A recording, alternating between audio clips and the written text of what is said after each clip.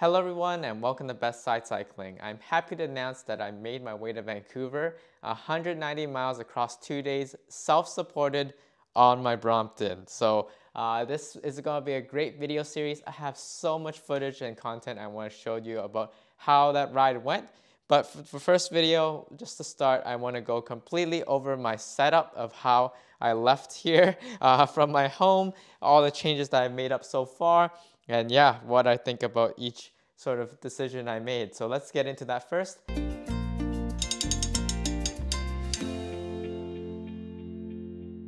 Alright, so you've all seen the bike here. Is the Matra C-Line Explorer low handlebars. So that means 6 speeds, steel frame, and then also, yeah, the lower flat handlebars here.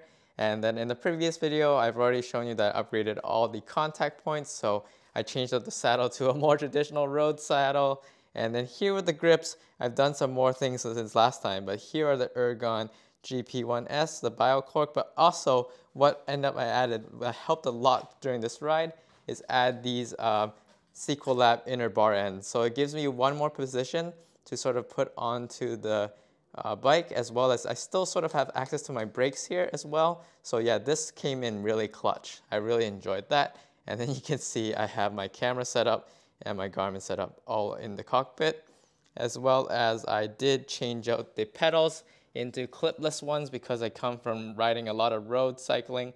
This came super useful when it came to all the climbs I had to conquer. Being able to pull up on the pedals really helped. But now that the ride is done, I'm going to switch these out again. And then going back here, you notice I have this bottle holder. It's this from this little company, I think it's called Restrap. I bought it during my time in Hong Kong. To be honest, there's probably a lot of other ones on the market. Vincita sent me their own version, which actually includes some insulation.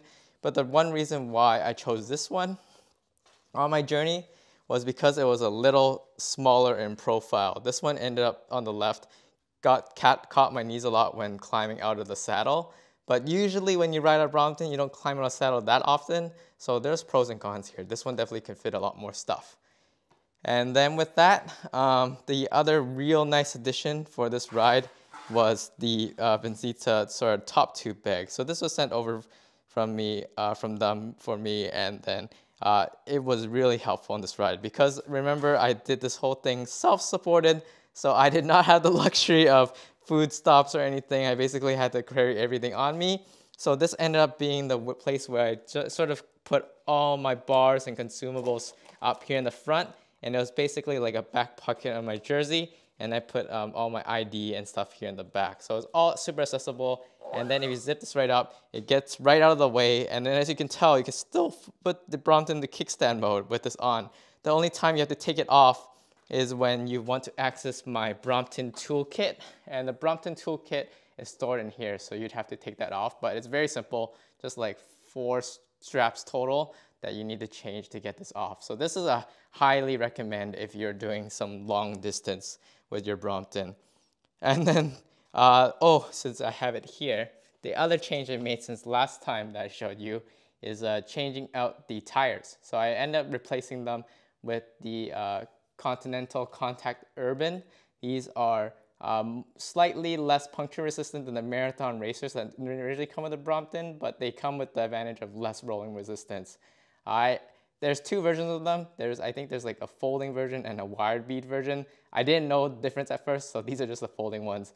I think the main advantage of that is that they just are super easy to take on and off. Like it's like probably 2 out of 10 of difficulty in terms of like putting it on the rim. And you know what else is super easy? Rolling over that like button and subscribe if you enjoyed this video. Definitely you don't want to miss out on all the ride vlogs that I'm going to be posting out soon. So definitely stay tuned for that while I finish fitting on this tire.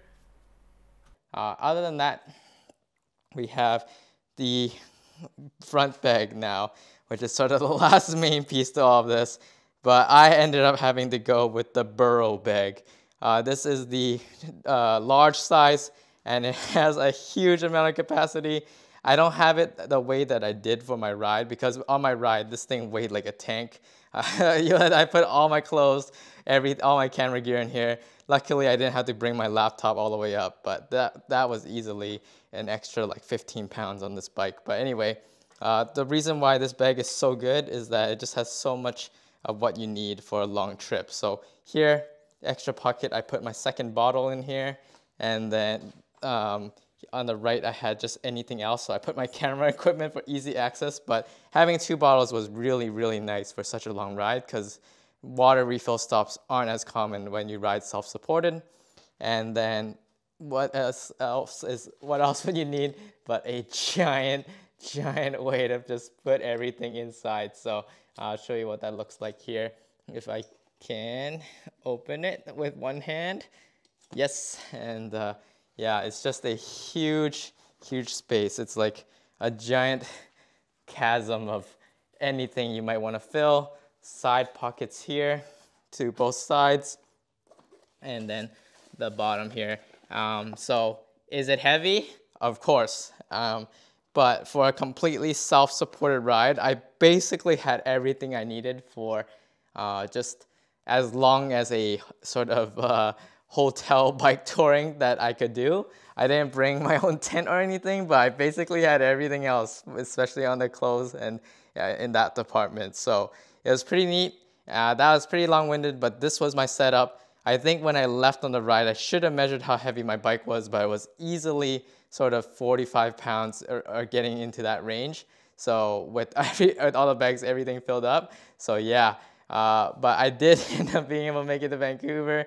It was a tough journey. I'm excited to share that with you, but that's all I had for this video. Let me know if you had any questions about my setup, and I'll see you all in the next one.